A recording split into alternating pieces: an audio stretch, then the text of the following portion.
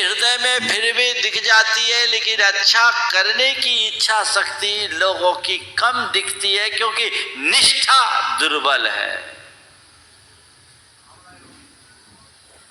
अपने कल्याण में निष्ठा जगाइए। ये दुर्लभ मनुष्य जीवन मुझे मिला है, इस जीवन को पाकर मुझे मेरा कल्याण करना है। कल्याण करना है और करना ही है। जब ये भाव प्रबल होता है तो हमारा रास्ता प्रशस्त होता है। जो इच्छा शक्ति का प्राबल्य हो, निष्ठा के बल पर अपनी निष्ठा को जगाइए। और निष्ठा को जगाने के लिए क्या करना है? निष्ठावान लोगों के संपर्क में आइए, सत्संगति में रहिए, सत्साहित्य पढ़िए। जिनके संसर्ग और संपर्क में आने के बाद हमें एक नई प्रेरणा मिले, नई दिशा मिले, तब तो तुम अपनी दिशा को व्यवस्थित कर पाओगे। और यदि ऐसा नहीं हुआ तो क्या होगा? हो गया सो हो गया। आप लोग अपने अनुभव से बताइए, जब आप सत्संग समागम में रहते हो तब की परिणति और सामान्य स्थिति की परिणति में अंतर महसूस करते हो कि नहीं? बोलो, ये क्या है? निष्ठा कब बढ़ती है? जब आप वैसा उपदेश सुनते हो, गुरुओं के संपर्क में आते हो, आपको जो जो सत प्रेरणा मिलती है, निष्ठा प्रबल होती है। और जब निष्ठा प्रबल होती है तो हमारी इच्छा शक्ति भी जगने लगती है।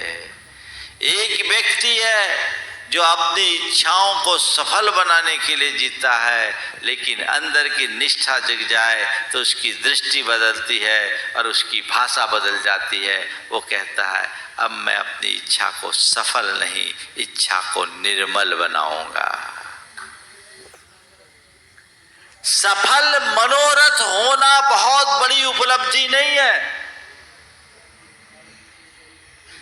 सफल मनोरथ होना बहुत बड़ी उपलब्धि नहीं है। शुद्ध मन बनाना सबसे बड़ी उपलब्धि है। अपने जीवन को अच्छा बनाना है, निष्ठा जगाओ, कल्याण में निष्ठा, अपने हित में निष्ठा। वो निष्ठा जगनी चाहिए और उस निष्ठा के साथ तत्परता, सत्संग समागम वो निष्ठा को बढ़ाते। पर वो भौतिक या उथली निष्ठा ना हो, वो अंदर की हो। आप लोगों में ये तो देखने में आता है कि गुरु भक्ति खूब करते, संपर्क में भी रहते हैं, सानिध्य भी पाते हैं, सेवा सत्कार में भी अपना समय शक्ति संसाधन लगा देते हैं, लेकिन दृष्टिकोण क्या है? आप गुरुओं के पास आते हो, प्रवचन सुनते हो, किस निष्ठा से? बोलो। मेरे देखे 4 दृष्टियां होती है गुरुओं के संपर्क में आने वालों। ज्यादातर लोग गुरुओं के ग्लैमर से प्रभावित होकर आते हैं। समझ रहे बात को? अरे सब जा रहे हैं, अपन भी चलो। अरे महाराज बहुत जबरदस्त बोलते हैं, बहुत अच्छा बोलते हैं, चलो सुनना है ना? तो कुछ लोग गुरुओं के ग्लैमर से प्रभावित होकर आते हैं और कुछ लोग अपना ग्लैमर बनाने के लिए आते हैं।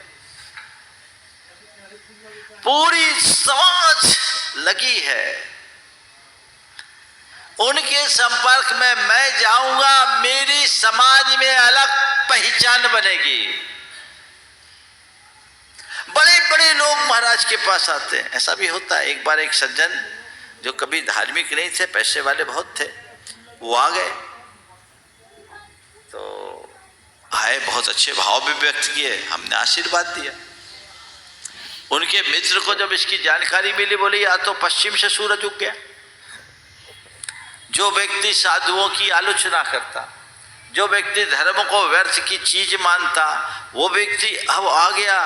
बोला महाराज जी प्रसन्नता तो हुई, पर ये अद्भुत घटना उससे रहा नहीं गया। उसने उससे पूछा भैया ये परिवर्तन कैसे आ गया?